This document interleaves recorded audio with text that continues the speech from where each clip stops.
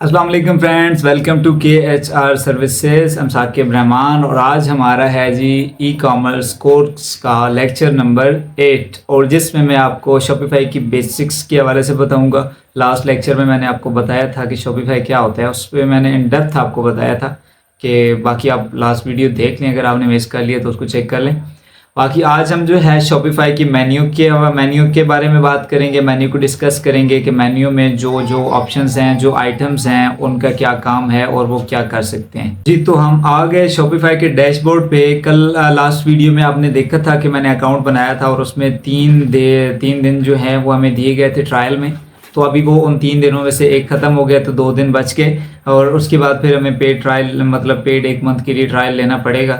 बहरहाल वो फिर नेक्स्ट ईयर डिस्कस कर लेंगे आगे। ये यहाँ पे आपको ये सारे ऑप्शंस नज़र आ रहे हैं, ठीक है। ये अगर सेटिंग्स पे क्लिक करें तो यहाँ पे ये सेटिंग्स में भी सारा कुछ आपको नज़र आ रहा है। तो अभी सेटिंग्स मतलब इसको स्टोर डिज़ाइनिंग की तरफ तो हम नहीं जा रहे, लेकिन अभी मैं आपको ये सारे ऑप्शंस जो हैं, ये मेन्यू में जो ऑप्शंस हैं, ये सारे आपको बताता हूँ कि इनका क्या काम है।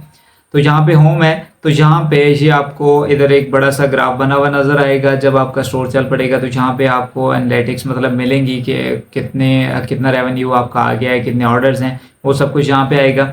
उसके बाद ये ऑर्डर्स है, तो ऑर्डर्स वाले सेक्शंस में यहाँ पे जितने भी ऑर्डर्स होंगे वो यहाँ पे आपको नज़र आएंगे। तो मैं अभी आपको दिखा देता हूँ कि आपके जो ऑर्डर्स हैं वो कैसे आपको नज़र आएंगे।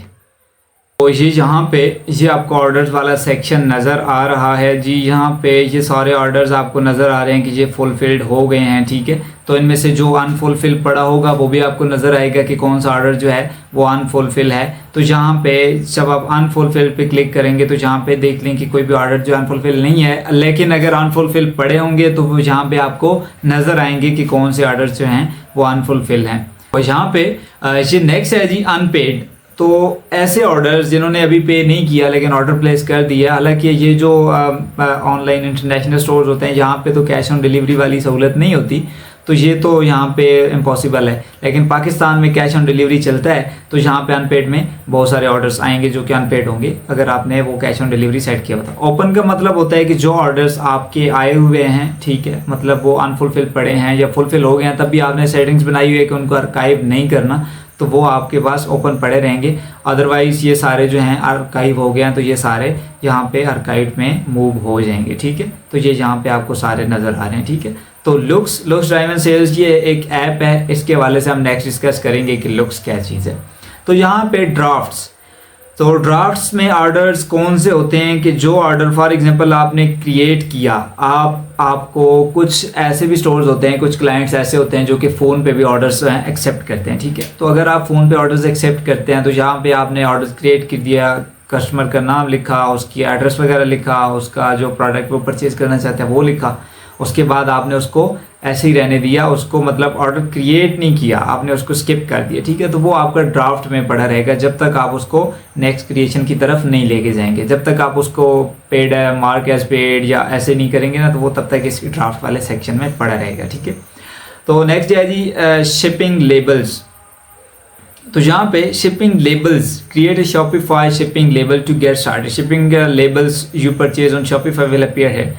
मतलब एक तो अगर आपका वेयर हाउस है, फॉर एग्जांपल यूएसए में आपका वेयर हाउस है, यूएसए में ही आप सेलिंग कर रहे हैं या चाइना से आप सेल कर रहे हैं, तो एक तो उनके अपने पास जब कोरियर के साथ किसी कंपनी का कॉन्ट्रैक्ट होता है ना, तो वो कोरियर वाले अपने उसके शिपिंग लेबल बहुत सारे दे देते हैं, ठीक है।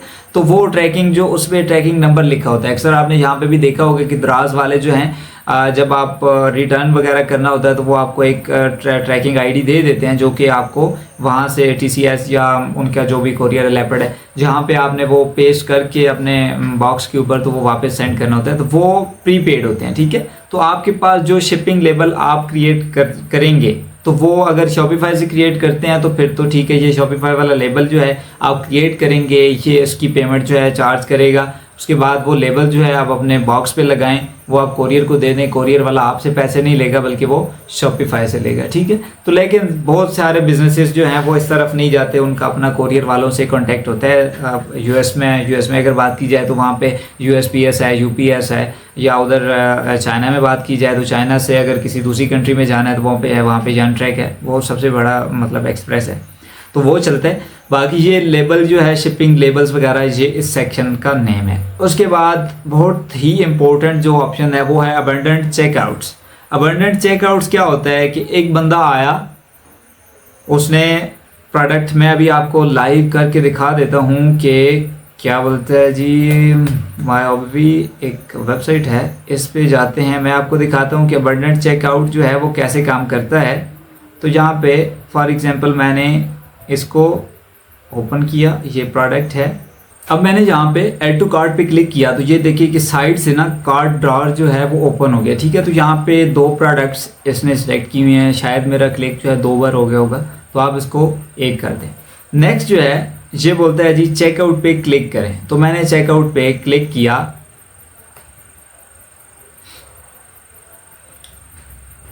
तो ये वाला जो सारा सेक्शन है ना ये चेकआउट है, ठीक है।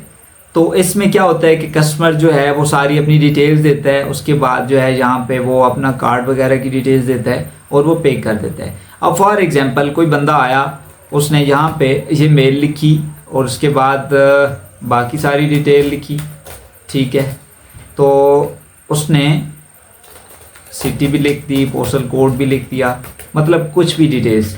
अब उसने सारी डिटेल्स जो है ना वो ऐड कर दी, ठीक है। तो जैसे ही उसने सारी डिटेल्स ऐड कर दी और उसकी अचानक से जो है ना वेबसाइट क्लोज़ हो गई या उसने खुद ही क्लोज़ कर दी, ठीक है।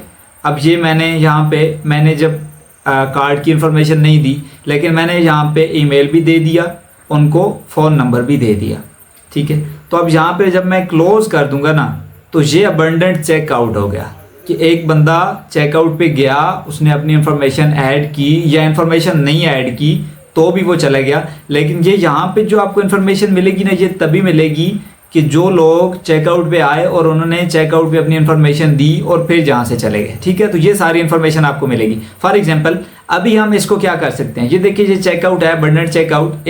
इसको मैं अगर नेक्स्ट ऐप पे ओपन करता हूँ तो मुझे क्या नज़र आएगा कि इसका क्या बिहेवियर था। यहाँ पे ये देखें कि ये नज़र आ रहा है इसने प्रोडक्ट जो है वो सिलेक्ट की, उसकी अमाउंट ये है। उसके बाद उसने एक और प्रोडक्ट सेलेक्ट की, उसकी अमाउंट ये है। नेक्स्ट जो है अब एक और रीज़न, कुछ लोग चेकआउट छोड़ जाते हैं लेकिन किसी बंदे का चेकआउट में प्रॉब्लम आ जाता है। अब इस बंदे को देखें, unable to process a payment of due to card issue. तो इसका कार्ड इशू था, कार्ड में बैलेंस नहीं था, लेकिन उसने उस कार्ड को ही अप्लाई किया तो उसकी जो ट्रांजैक्शन है वो डिक्लाइन होगी और उसने चेकआउट से वहीं से पीछे चला गया, ठीक है। तो ये अबंडेंट चेकआउट्स होते हैं।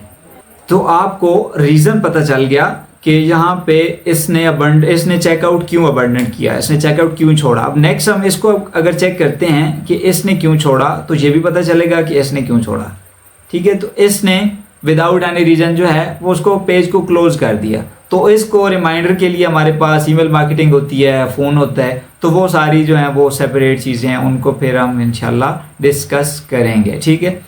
तो ये हो गया जी अबंडेंट चेकआउट्स। ऑर्डर्स वाला जो सारा सेक्शन है वो मैंने आपको समझा दिया। अभी अगर आप ऑर्डर्स में चेक करना चाहते हैं, फॉर एग्जांपल फ़िल्टर्स लगाना चाहते हैं तो फ़िल्टर्स यहाँ से लगेंगे, ठीक है। ऐड फ़िल्टर्स पे क्लिक किया तो यहाँ पे आप किसी भी तरह से सॉर्ट आउट कर सकते हैं ऑर्डर्स को। फॉर एग्जांपल अगर किसी ऑर्डर का स्टेटस चेक करना है तो उसको चेक कर लें, ओपन में है, आर्काइव है, कैंसल्ड है। उसके बाद उसकी डेट चेक करना चाहते हैं, किसी डेट में कौन सी डेट में ऑर्डर है वो चेक करना चाहते हैं तो यहाँ पे डेट पे क्लिक करेंगे तो वो आ जाएगा। चैनल चेक करना चाहते हैं कि किस ज़रिए से उसने ऑर्डर प्लेस किया, फेसबुक से किया, इंस्टाग्राम से किया, तो वो यहाँ से मिलेगा। उसके बाद प्रोडक्ट चेक करना चाहते हैं, प्रोडक्ट के ज़रिए चेक करना चाहते हैं कि इस प्रोडक्ट के जो ऑर्डर्स हैं वो सामने आ जाएं सिर्फ, तो वो वाला आ जाएगा।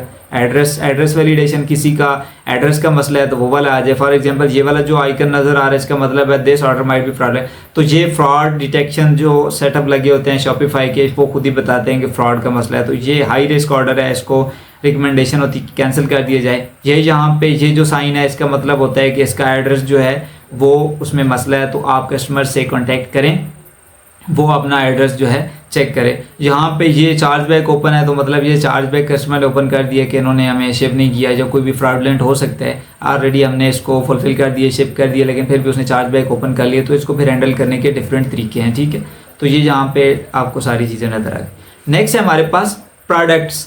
तो नेक्स्ट प्रोडक्ट्स का सेक्शन है, तो जहाँ पे आपको जितनी प्रोडक्ट्स आपने क्रिएट की हुई होंगी ना, वो सारी प्रोडक्ट्स आपको यहाँ पे नजर आएंगी। प्रोडक्ट वाला सेक्शन हो गया।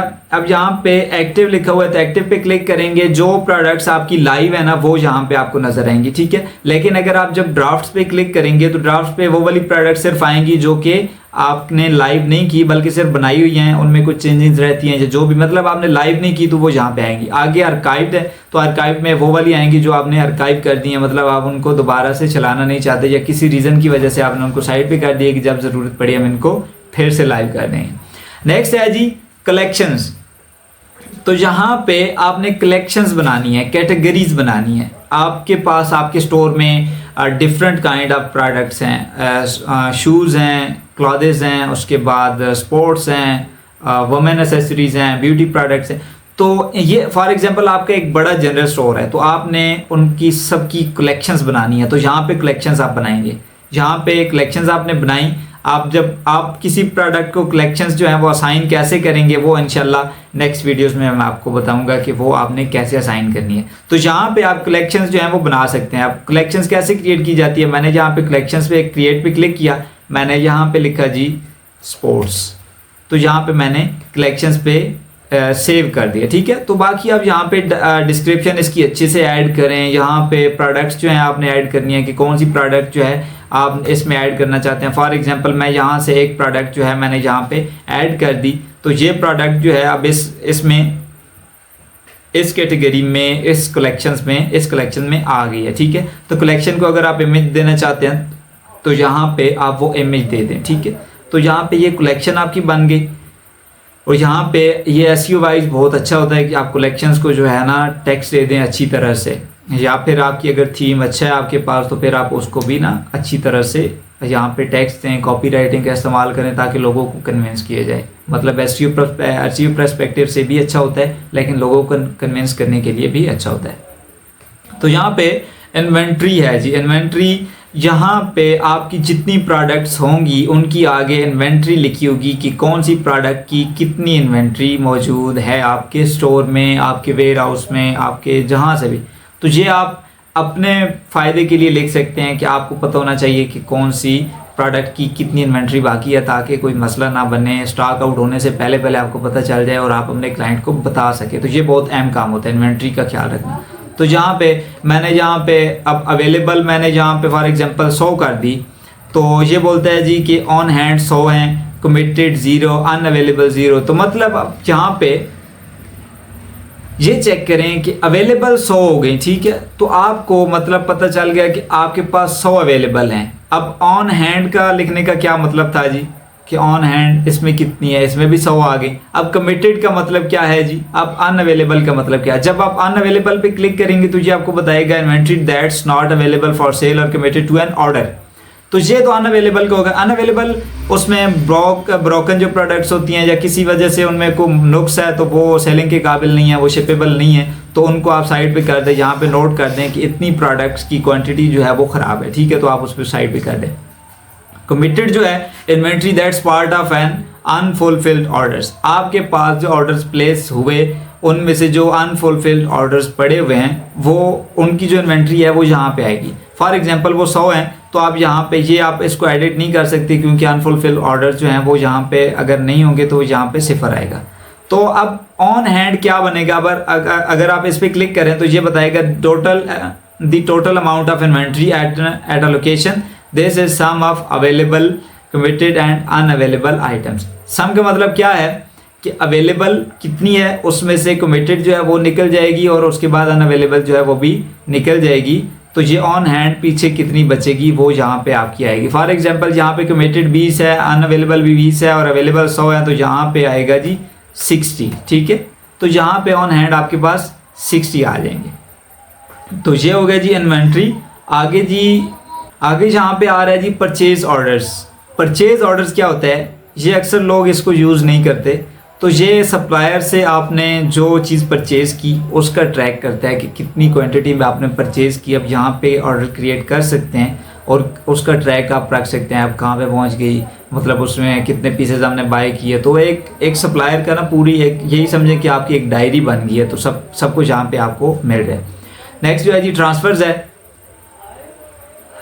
ट्रांसफ़र्स का मतलब क्या होता है जी कि अगर आपकी 2 से 3 लोकेशंस हैं, एक ही कंट्री में है, दूसरी कंट्री में है, या 500 कंट्री, जितनी कंट्रीज़ में लोकेशंस में आपकी वेयर हाउसेस बने हुए हैं, तो आपके पास अगर 100 इन्वेंट्री है टोटल, 2 लोकेशंस हैं, तो आप 50-50 दोनों में रखेंगे, तो यहाँ पे आप उसका हिसाब रख सकते हैं कि एक लोकेशन में कितने हैं, दूसरी लोकेशन में कितने हैं। ठीक है, तो आगे नेक्स्ट है जी gift cards. Gift cards use होते हैं अगर आप किसी कस्टमर को गिफ्ट कार्ड दे सकते हैं कि ये हमारा गिफ्ट कार्ड है, हमने आपके लिए बनाया है, तो आप हमारे स्टोर से, ये एक समझें कि स्टोर क्रेडिट है, किसी भी वक्त वो आके यहाँ से बाई कर सकता है। यहाँ पे गिफ्ट कार्ड भी हो सकता है या डिस्काउंट्स भी हो सकता है, तो दोनों सेक्शंस में से कोई भी चीज़ जो है वो इसमें आ सकती है। लेकिन गिफ्ट कार्ड्स ये होता है कि उनके पास हमेशा एक गिफ्ट कार्ड महफूज रहता है, जब वो आते हैं परचेज़ करने के लिए तो उनके पास ऑलरेडी गिफ्ट कार्ड होता है, वो अप्लाई करते हैं और उनको जो है वो डिस्काउंट मिल जाता है और वो बाई कर लेते हैं।